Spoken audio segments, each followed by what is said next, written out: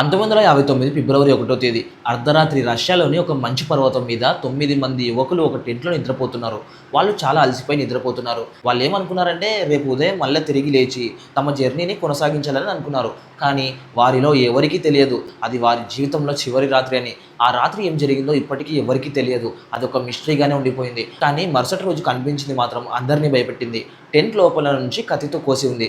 అందులో ఉన్న వాళ్ళు అందరూ బయటికి పారిపోయారు. అది కూడా చెప్పులు లేకుండా. అలాగే మొత్తం మంచు చలిలో, గడ్డ కట్టిన చలిలో బట్టలు లేకుండా ప్రాణాలు అరచేతిలో పెట్టుకొని పరిగెత్తారు. కొన్ని రోజుల తర్వాత వాళ్ళ మృతదేహాలు ఒక్కొక్కటిగా కనిపించాయి. కొందరు మంచులో గడ్డకట్టిపోయి చనిపోయి ఉన్నారు. కొందరికి మాత్రం భయంకరమైన గాయాలు, దెబ్బలు తగిలి ఉన్నాయి. ఒక అమ్మాయి నాలుక మాత్రం పూర్తిగా కట్ అయిపోయింది. కానీ వాళ్ళను చంపింది ఎవరు? అసలు వాళ్ళు చూసింది ఏమిటి? ఇది కేవలం ఒక ప్రమాదమా అంటే అసలు కాదు. 67 సంవత్సరాలుగా ప్రపంచాన్ని భయపడుతున్న ఒకే ఒక మిస్టరీ ఇది. ఆ రాత్రి జరిగిన ప్రతి విషయాన్ని ఈ వీడియోలో తెలుసుకుందాం. 1959 జనవరి నెల. అప్పుడు సోవియట్ యూనియన్గా పిలిచే రష్యాలో 10 మంది యూత్ ఒక సాహస యాత్రకు సిద్ధమయ్యారు. వీరిలో ఎక్కువ మంది విద్యార్థులే ఉన్నారు. వాళ్లకు ఎత్తైన పర్వతాలను, శిఖరాలను ఎక్కడంలో మంచి అనుభవం ఉంది. ఆ గ్రూప్కు మెయిన్ క్యాప్టెన్ వచ్చేసి 23 ఏళ్ల ఇగోర్ దయాల్టోవ్. ఆ తర్వాత ఈ ఇన్సిడెంట్కి దయాల్టోవ్ పాస్ అనే పేరు అతని పేరే పెట్టేశారు. ఇక ఏం జరిగిందో చూద్దాం. వాళ్ళందరూ కలిసి రష్యాలో ఉన్న నార్థన్ ఉరల్స్ అంటే ఉత్తర ఉరల్ పర్వత ప్రాంతానికి వెళ్ళాలని ఫిక్స్ అయ్యారు. ఆ ప్రాంతం చాలా ప్రమాదకరమైనది. ఎప్పుడూ అక్కడ మంచు తుఫాన్లు, గడ్డ కట్టే చలి వస్తూ ఉంటాయి. అయినా సరే సాహసం అంటే ఇష్టపడే ఈ యువకులు వెనక్కి అస్సలు తగ్గలేదు. అందరూ చాలా ఆనందంగా ప్రయాణం స్టార్ట్ చేశారు. జర్నీ స్టార్ట్ అయిన కొన్ని రోజుల తర్వాత ఆ బ్యాచ్లో ఒక వ్యక్తికి ఆరోగ్యం బాగోలేక వెనక్కి తిరిగి వెళ్ళిపోయాడు. అతని పేరు వచ్చేసి యూరీ యుద్దీన్. అతను అనారోగ్యం కారణంగా ఇంటికి వెళ్ళిపోయాడు. ఆ టైంలో ఎవరికీ తెలియదు అదే నిర్ణయం అతని ప్రాణాలను కాపాడుతుందని. మిగిలిన 9 మంది ముందుకు వెళ్ళిపోయారు. ప్రయాణం కొనసాగించారు. వాళ్ళు కెమెరాలతో ఫోటోలు తీసుకుంటూ చాలా హ్యాపీగా వెళ్ళారు. ఆ ఫోటోలలో అందరూ నవ్వుతూనే కనిపించారు. ఎవరి ముఖంలోనూ భయమే లేదు.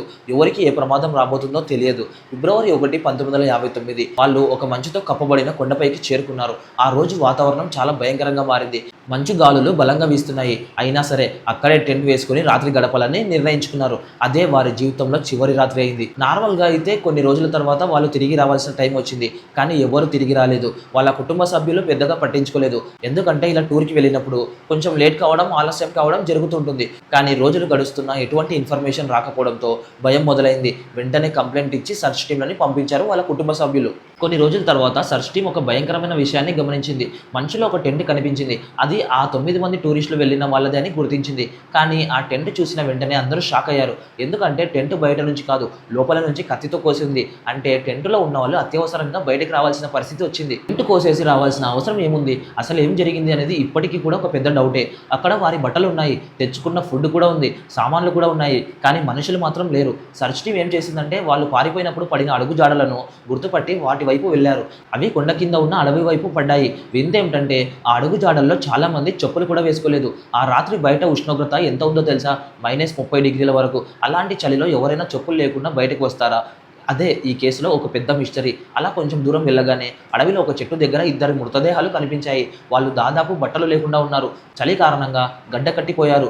అక్కడే చిన్న మంట వేసిన ఆనవాళ్ళు కూడా కనిపించాయి. అంటే వాళ్ళు ప్రాణాలు కాపాడుకోవడానికి ట్రై చేశారు, కానీ విఫలమయ్యారు. కొంత దూరంలో మరో 3 మృతదేహాలు కనిపించాయి. వాళ్ళు టెంట్ వైపు తిరిగి వెళ్లేందుకు ప్రయత్నించినట్లు అనిపిస్తుంది, కానీ మధ్యలోనే మరణించారు. మిగిలిన 4 మాత్రం వెంటనే కనిపించలేదు. వారి కోసం నెలల పాటు వెతికారు. మంచు కరిగిన తర్వాత ఒక లోయలో వారి శరీరాలు కనిపించాయి. అక్కడే అసలు భయం మొదలైంది. వారిలో కొందరి ఛాతీ ఎముకలు విరిగిపోయి ఉన్నాయి.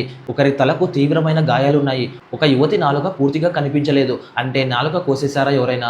కొంతమందికి కళ్ళు కూడా పీకేశారు. ఇది చూసిన సర్చ్ టీం వాళ్ళు కూడా షాక్ అయ్యారు. ఈ ఇన్సిడెంట్ జరిగిన తర్వాత ఎన్నో కథలు బయటకు వచ్చాయి. కొంతమంది ఏమన్నారంటే ఆకాశంలో వింత వెలుగులు చూసామన్నారు. మరికొందరు వాళ్ళు ఏదో తెలియని శక్తిని చూశారంటున్నారు. ఇలా ఎన్నో ఊహాగానాలు పుట్టుకొచ్చాయి. చాలా సంవత్సరాల తర్వాత సైంటిస్టులు ఈ కేసుని మళ్ళీ పరిశీలించారు.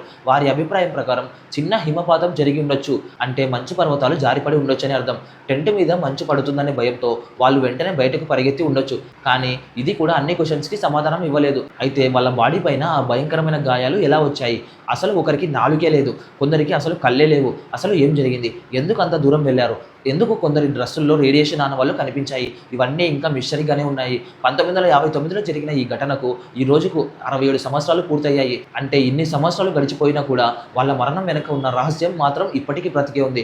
ఆ రాత్రి వాళ్ళు నిజంగా ఏం చూశారు? ఎందుకు అంత భయంతో టెంట్‌ను కోసుకొని బయటకు పరిగెత్తారు? అది ప్రకృతి చేసిన పని అయ్యుండొచ్చు, లేదా మనిషి చేసిన పని అయ్యుండొచ్చు. కానీ ఒక విషయం మాత్రం నిజం. ఆ రాత్రి ఏదో జరిగింది. ఆ 9 మంది భయంతో వణికిపోయారు. అందుకే ఈ రోజు వరకు డయట్ లో పాస్ పేరు వినగానే చాలా మంది వణికిపోతారు. బహుశా ఆ మంచు పర్వతాల మధ్య దాగి ఉన్న ఆ రహస్యం ఇప్పటికీ ఎప్పటికీ రహస్యంగానే మిగిలిపోవచ్చు. కానీ ఒకవేళ ఆ 9 మందిలో ఎవరో ఒకరు ఈ రోజు బ్రతికి ఉంటే ఆ రాత్రి అసలు ఏం జరిగిందో ప్రపంచానికి చెప్పేవారు. కానీ దురదృష్టవశాత్తు ఆ నిజం వాళ్ళతో పాటే ఆ మంచులో సమాధైపోయింది. ఇది కేవలం ఒక కథ కాదు, ప్రపంచాన్ని ఇప్పటికీ వెంటాడుతున్న ఒక మిస్టరీ. మరి మీకేమనిపించింది? ఆ రాత్రి నిజంగా ఏం జరిగిండొచ్చు? కామెంట్లో మీ అభిప్రాయాన్ని ఖచ్చితంగా తెలపండి.